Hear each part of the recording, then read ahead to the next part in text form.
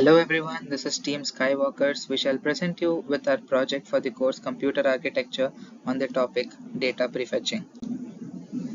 The crux behind the instruction pointer classifier based hardware prefetching is the bouquet of instruction pointers, where you are classifying IPs under different classes so as to cover a wide spectrum of access patterns. In the original implementation of IPCP, we have maintained an IP table at both L1D and L2C. At L1D, each entry consists of various fields catering to three different classes for a particular IP. We have the DPT, which is the delta prediction table for the complex class IPs, which we query to get a delta or an offset given a signature. We have the GHB, which is a global history buffer catering to the global stream class IPs, which maintains the 16 recent demand accesses made by the program. So what have we done? What is our contribution to this project? We tried to improve the existing IPCP in parts.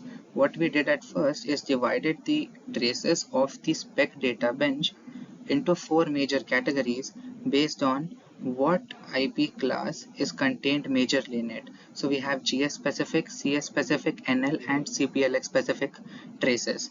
What we would initially aim is to improve individual class specific traces and finally club all these improvements together. This is our overview, excluding the bloopers. So we'll be discussing each of them. Focusing first on the GS specific traces, we modify the L1 stream check function, which actually updates the parameters and variables corresponding to the GS class for an IP. Stream direction initially is either 1 or 0, indicating whether to prefetch in the forward or backward direction. This is decided on the basis of what is pos count and neck count, which is number of elements in the global history buffer in the positive direction and negative direction respectively.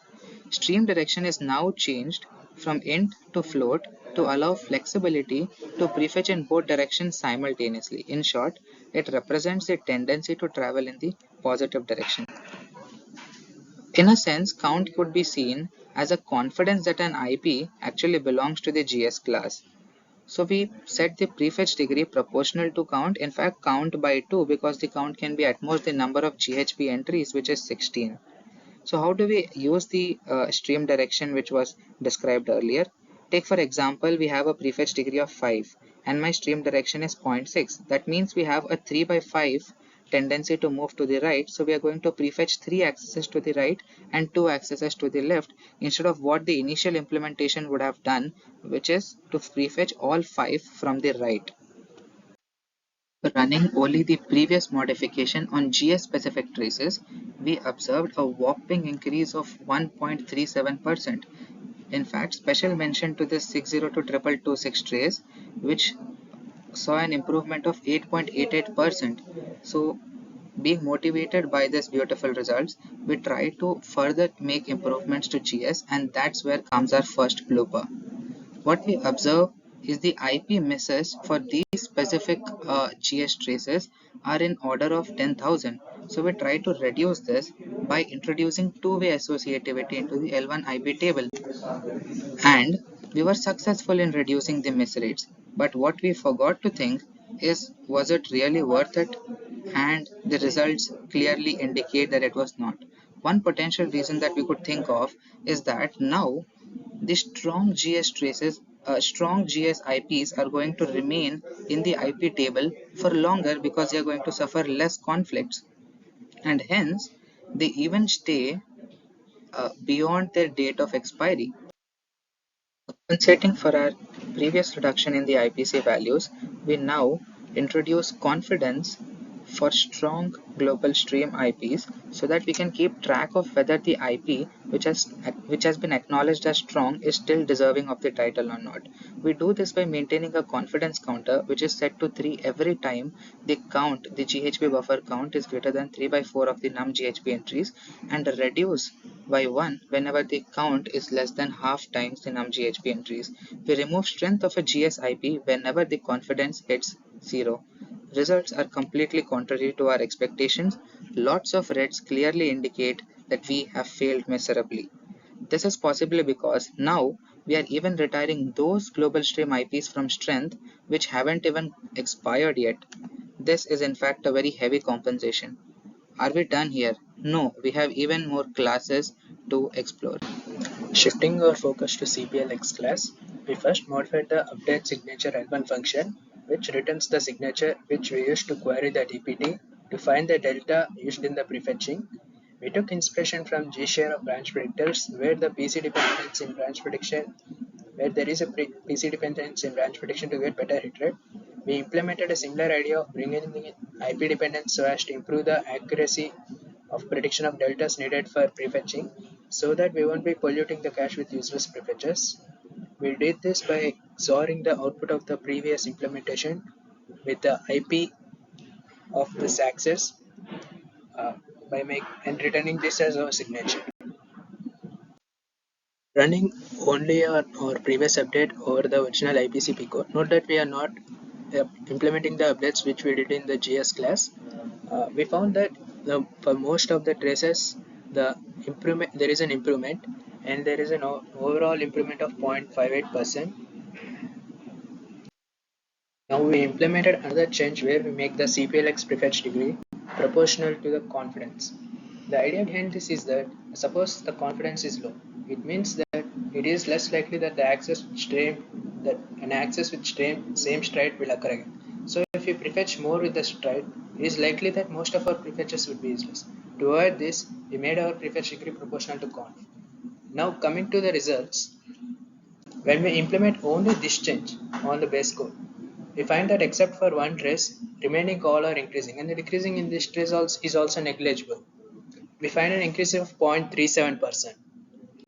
Now, after clubbing these two changes, we find an excellent increase of 0.6%. The only trace not improving is 600 570, where the decrease is also negligible, which is Shifting our focus to CS specific traces, we tried to change previously like prefetch degree proportional to the confidence, but a small change, we don't add the +1 factor because prefetch degree for CS IPC is 3 in the IPC 1.0 and the maximum confidence is already 3, so we are not going to change that 3. Here are the results for the previous modification. We ran all this for CS specific traces. For most of the CS specific traces, the IPC got increased by a large amount like 1.6% or 2%. And some traces improvement is negative. And finally, the improvement is plus 0.52%. We now try to make an improvement which could cater to both CS and CPLX classes. We tweak the confidence parameters. What do I mean by these confidence parameters? One is this confidence limit, which is the maximum value the confidence variable is going to take. Other is which is actually going to describe whether a IP is categorized as a CS class or not. It will only be when the confidence is greater than this value, which I call the confidence response threshold. So what I now do is carry out 4 different experiments with different values of confidence limit and confidence response threshold. Are we confident of an increase, or we are doing kuch bhi? What does this tweaking really affect?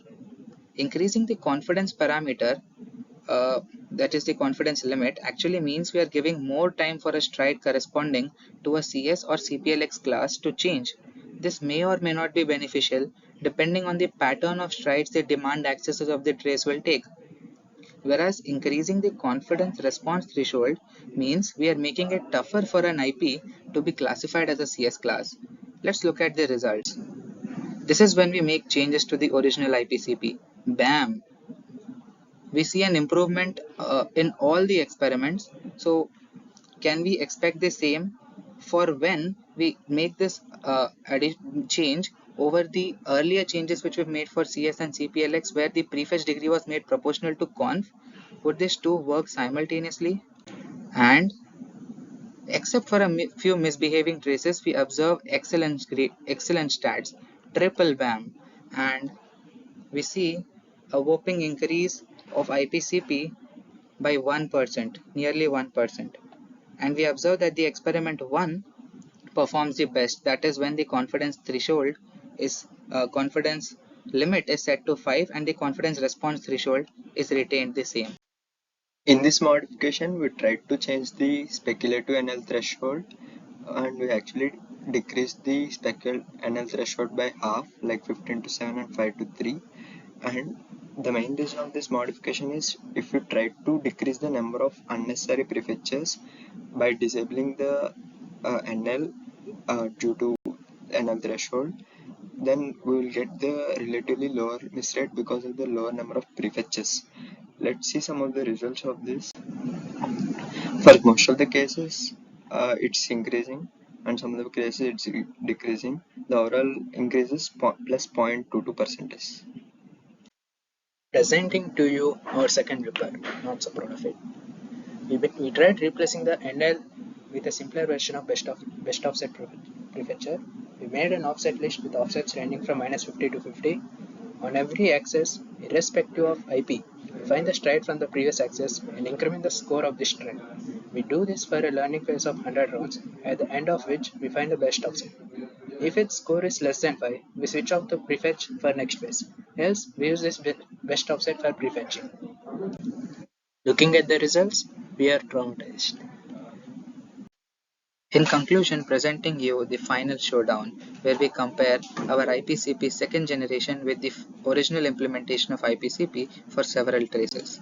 First, for the SPEC traces, we ran it for 36 traces and observed that for nearly 23 of them we had an improvement.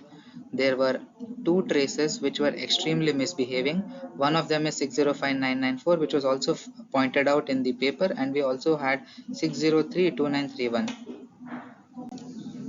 The 2 misbehaving traces are pointed out here, and the IPC improvement considering all SPEC traces is 0.212%, and when we remove the misbehaving traces we have an excellent increase of 1.05%. Considering only the improving traces, which is 23 out of 36, we have 1.69% improvement in IPC. For the graph analytics traces, we find our IPC increases for all except the BFS 14, and we have an excellent increase of nearly 3.31%. On the SAT traces, for all of them we observed that our IPC increases by 0.48%. Thank you for being till the end. We enjoyed the project.